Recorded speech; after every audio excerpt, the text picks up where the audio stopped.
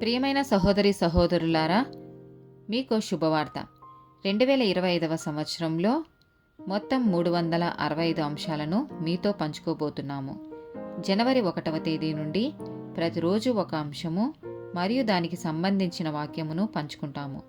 దయచేసి ఆ వాక్యములను వినండి, ధ్యానించండి మరియు ఆశీర్వదించబడండి. దయచేసి సబ్స్క్రైబ్ చేయండి మరియు మీ స్నేహితులతో పంచుకోండి. ధన్యవాదాలు.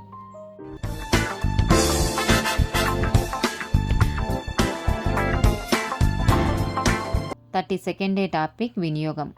ద్వితీయోపదేశకాండము 31వ అధ్యాయము 8వ వచనం. నీ ముందర నడుచువాడు యెహోవా, ఆయన నీకు తోడయ్యుండును. ఆయన నిన్ను విడువడు, నిన్ను ఎడబాయడు. భయపడకుము, విస్మయం పొందకుమని ఇశ్రాయేలీయులందరి ఎదుట అతనితో చెప్పెను. కీర్తనల గ్రంథము 27వ అధ్యాయము 10వ వచనం. నా తల్లిదండ్రులు నన్ను విడిచినను యెహోవా నన్ను చేరదీయును.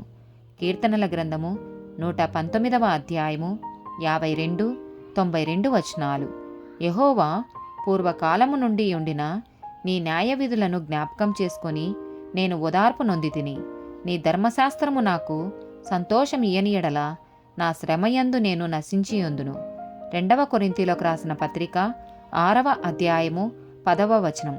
దుఃఖపడిన వారమై ఉన్నట్లుండియు ఎల్లప్పుడూ సంతోషించువారము, దరిద్రులమైనట్లుండియు అనేకులకు ఐశ్వర్యము కలిగించువారము, ఏమీయూ లేనివారమైనట్లుండియు సమస్తమును కలిగిన వారము.